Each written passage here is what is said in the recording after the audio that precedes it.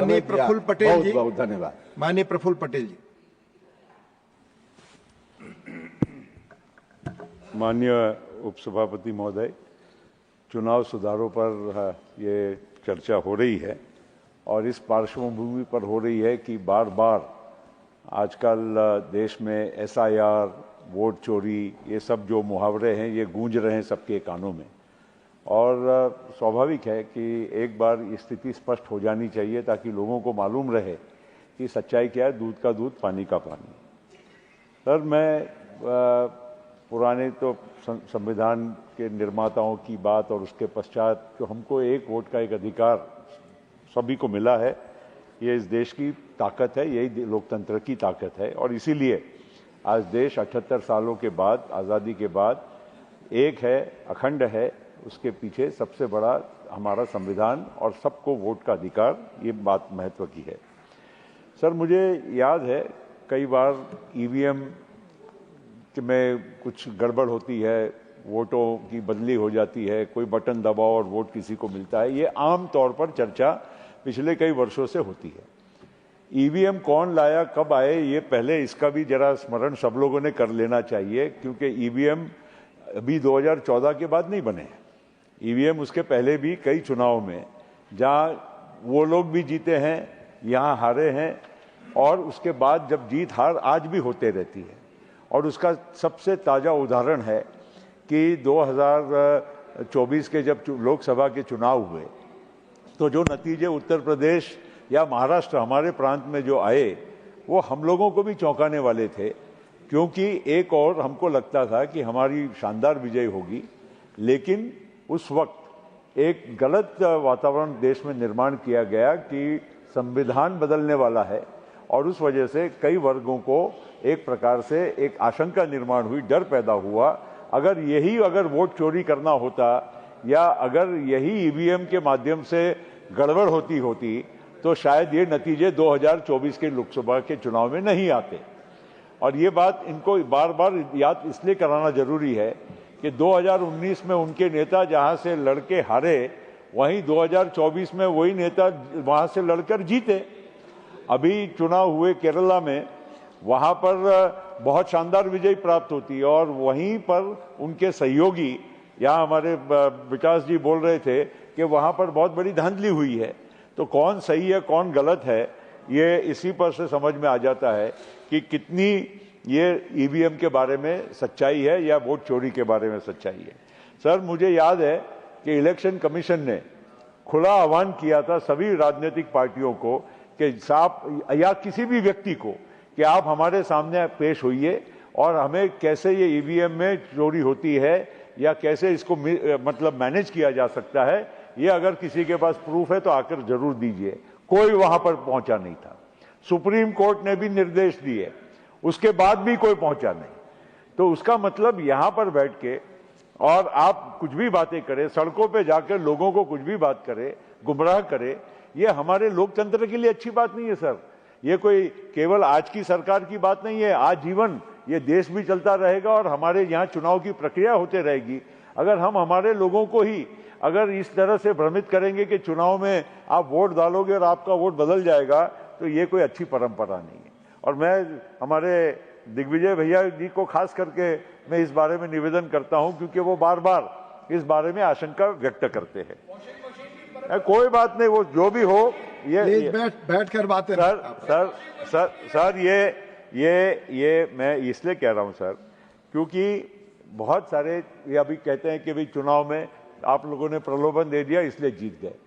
मैं पूछना चाहता हूं कि ये कोई प्रलोभन की बात नहीं है, सरकार की योजनाओं की बात होती है। और क्या पहली बार दी गई है सरकार की योजनाएं? हम भी इसके पहले सरकारों में रहे हैं। हम लोग भी किस तरह से लोगों को अच्छा फायदा हो सकता है, लोगों का भला कैसा हो सकता है, वैसी कई योजनाएं चुनाव के दौरान भी और 5 सालों में हम लोगों ने भी तब भी लागू की थी इनके सहयोग के साथ और तुम्हारी सहयोग में। मैं बोल रहा हूं ना, पर इसीलिए तो आपको सुनना पड़ेगा कि ये सब जो अभी बताते हैं कि ये कुछ दे दिया और इसी वजह से प्लीज, अरे यार शांति रखो, आपको क्यों इतनी तकलीफ हो रही है? प्रफुल्ल पटेल जी की बात रिकॉर्ड पे जा रही है, प्लीज। तो मैं उपसभापति महोदय, ये व्यवधान का 1 मिनट और लूंगा। मैं आपको यही कहना चाहता हूं कि ये सब बातें जब जिसको जो सूट होती है, जब चुनाव में आप बोलते हो कि इस चुनाव में इस स्कीम की वजह से आप लोगों ने वोट चोरी इनडायरेक्टली कर ली, तो इतने वर्षों तक जो कई सरकार की योजनाएं आई और उसके तहत आपको वोट मिले, तब आपको वो उसके तरह से प्रलोभन नहीं नजर आया। एक सरकार का काम होता है कि जो भी लोगों की, जनता के हित में कोई अच्छी स्कीम ला सके तो जरूर लाना चाहिए, और यही काम हुआ है।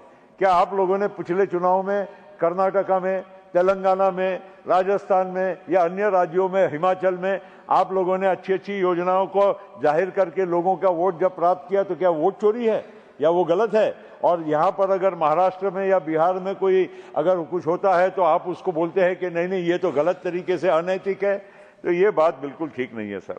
और मैं इसलिए कहना चाहूँगा सर कि एक तरह से हम लोगों को आगे जाते हुए ये चुनाव के संशोधन, क्योंकि हम चुनाव सुधारों की बात कर रहे हैं, ये छोटी बात नहीं है, हम चुनाव सुधारों की बात कर रहे हैं। प्रधानमंत्री जी बिल्कुल ठीक कहते हैं, 1 नेशन 1 इलेक्शन होना भी चाहिए, क्योंकि ये रोज रोज की बातें जो दुनिया भर में होती है, बवंडर मचता है, कम से कम कहीं ना कहीं उसका एक रोक भी आएगी और एक डिसिप्लिन आएगा कि जो कहना है एक बार कह दो और 5 साल के लिए फिर आप अच्छा प्रशासन करो।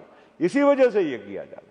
हमारी कुछ बहनें कहती हैं कि चुनाव सुधारों में हम लोगों को प्रतिनिधित्व ज्यादा रहेगा तो ज्यादा जिम्मेदारी रहेगी, इसीलिए सरकार ने 33% महिलाओं के लिए आरक्षण लाने का काम किया, जो कई बार पूर्व की सरकारों में चर्चा होते रहती थी लेकिन कहीं से विरोध होता था और इसलिए वो बात नीचे दबाई जाती थी। आप लोग नहीं, आप लोग पहले से, दीदी हमेशा कहती थी कि 33% महिलाओं को रिजर्वेशन मिलना चाहिए। मैं इस बात की, जो गलत है वो गलत है, सही है, और कौन उसको लास्ट मिनट पर डिरेल करता था हमारे साथी जानते हैं। तो सर ये सब बातों को लेकर अगर हम कहीं ना कहीं अगर चुनाव में सही में सुधार चाहते हैं तो हमको ये परंपराओं को जो अभी तक ये आरोप करने की, और एक आखिरी में बोलना चाहता हूं, ये एसआईआर सर, एसआईआर क्या चीज है सर? कि बोलना बहुत आसान है, एसआईआर हो रहा है, आपके प्रांत में भी आपने सुना होगा। Last minute, I am concluding, I told you 1 minute because of all the disturbance. It was 10 seconds sir. I am just closing it sir. मेरे यहाँ समझो 2 व्यक्ति काम कर रहे हैं मुंबई में जो बिहार के हैं, और वो 2 व्यक्ति का वोट में नाम महाराष्ट्र में आ गया है और बिहार में भी उसकी नाम सूची में है, तो कहीं तो एक जगह नाम रहेगा और एक जगह तो कटेगा ना सर। अगर इसको भी अगर हम बोलेंगे कि एसआईआर है और इसमें हमारे लोगों का जो अधिकार है वो वंचित रखा जाता है, तो ये बात नहीं हो सकता सर। 2 वोट का अधिकार किसी को नहीं है, और यही बात एसआईआर में कोई मर गया है, उसका नाम डिलीट नहीं हुआ है, कोई और जगह रहने चले गया है, या 2 जगह नाम है, इस तरह से एसआईआर को, और इलेक्शन कमीशन एक स्वायत्त संस्था है, अगर हम उसको बदनाम करेंगे तो आपको विश्वास किस पे रखना है? Thank you. आप कल सुप्रीम कोर्ट के बारे में बोलेंगे, कल किसी और के बारे में बोलेंगे, ये कहीं नहीं रुकने वाली बात है सर। इसीलिए चुनाव सुधार होने चाहिए और सही तरह से हमारी इलेक्शन कमीशन जो प्रक्रिया कर रहा है उसमें जरूर वो सुधार करे, लेकिन आरोप और टीका। धन्यवाद। माननीय डेरेक ओब्रायन।